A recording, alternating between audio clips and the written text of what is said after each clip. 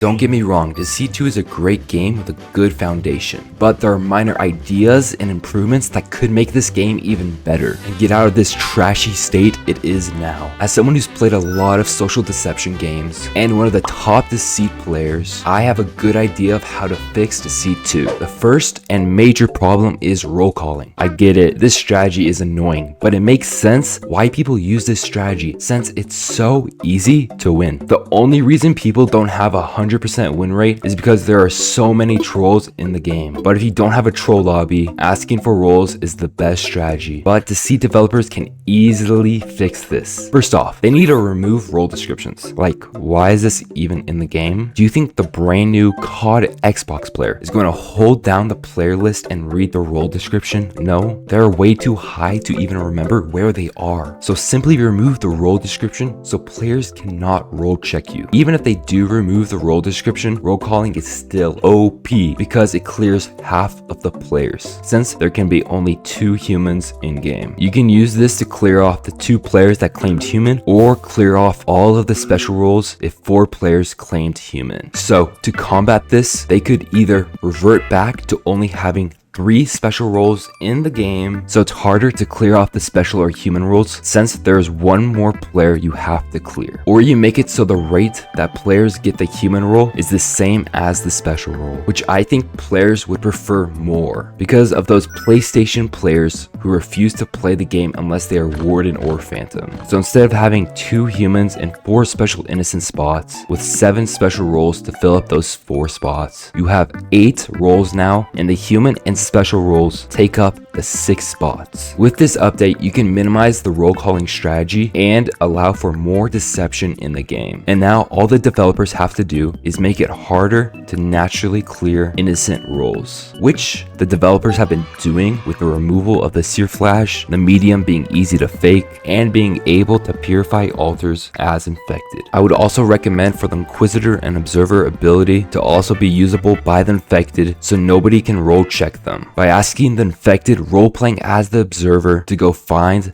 an active task. Now with this major strategy flaw in the game talked over, let's talk about the maps, which could help change the strategy of the game. Overall, the maps are alright. Millhaven is really good and has gotten a lot better with the recent updates, and Project Version is a solid map with little criticism. But the main problem is the Manor and Circus. The Manor has some cool features, but it's also very janky, with the middle area feeling like a traffic jam. All they have to do is simply rework this whole middle hallway section so it moves more fluently with less jankiness. But Circus, on the other hand, might need a complete rework. The whole map is very circular, so it makes it super easy for the innocents to predict and catch the infected. The developers tried to fix this by putting these planks everywhere, but that barely helped and made some areas very awkward, like the cages. So what I would recommend for this map is to de-transform the shape, maybe extend the sides a bit to make a more natural shape, and change up the tent. Maybe add another floor to add more places for the infected to go. Add back these stairs and maybe add a platform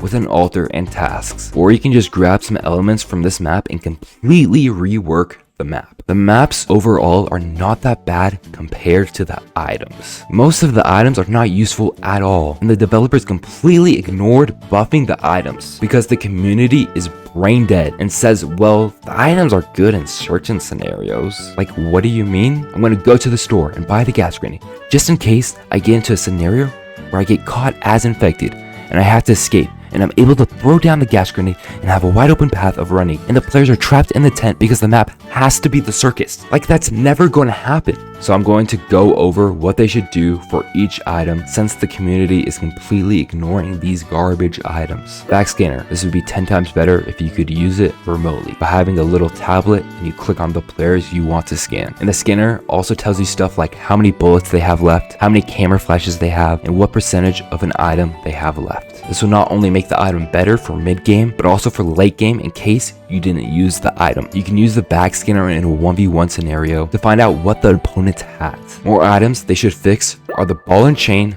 muzzle, headphones, and blindfold. For these items, the developers should do the same thing as the backscanner, where you can deploy them remotely, and that would make them 10 times better, but the headphones would still be garbage. So to improve the headphones, I think it would be better to combine the headphones with the muzzle, or make it so the headphones are also distorts the player's perception by changing players' names, the surroundings, and removing the ability to see tasks. The tablet. The tablet is not as bad as I said it was, but you are rarely going to use the item. So to make it so it's more usable, they should allow the tablet to have a little mini player that appears on your screen while you're running and doing tasks. Decoy. Also make it a remote tablet. Tracker. Make the tracker more defined and easy to see. Also make it remote. Motion sensor. Add 2. Hammer of mending. Make it so it instantly fixes things. And finally, for the heat goggles, make the power drain faster, but make the outline more defined. Something that isn't as big of a problem, but still needs to be talked about is the infected characters. Overall, the werewolf and vampire are very good, and the monkey can use some speed improvements, but the experiment needs something added to the character. I know the developers are trying to make the free-to-play character boring, so players will buy the other ones, but the character still needs some work added towards them. Maybe make it so they can break walls faster or block stuns a lot faster, so players actually want to play the experiment instead of being forced to, since they haven't bought the other characters. Overall, the roles are better though, with my only criticism being the purifier. Adding the ability to remove time from when the in-between is going to start when you purify an altar will make this role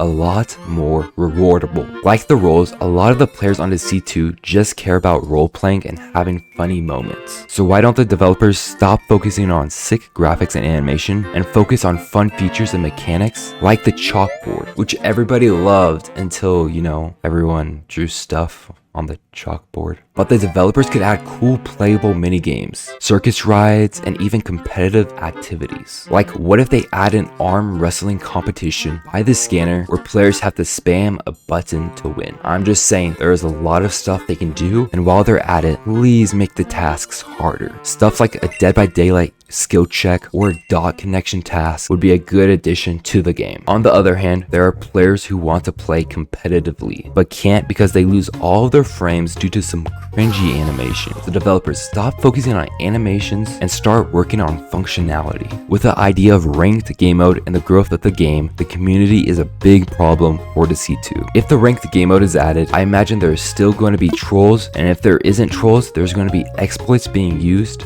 like roll calling. Ranked might even be better if the lobbies are all trolls, just so the game doesn't end up like Deceit 1, where Ranked was not a social deception game, but more like a political FPS game, where there was only a small number of players and people would play by set unofficial ruling. If you break these rulings, players will target you, and players will vote you off based on your status. Luckily, Deceit 2 isn't as simple as Deceit 1, but if the game doesn't get balanced and the moderation isn't fixed, then we will see either full troll lobbies in Ranked or a complete alteration of Deceit 2 by how small the grouping sizes are. On the same note, they need to have a better system for actually banning players and having a way to stop console players from messaging each other who the killer is after they die. Or maybe don't, because that will remove all of the players and mods in this game. Deceit 2 has a lot of problems, but hey, at least we're getting an Among Us map.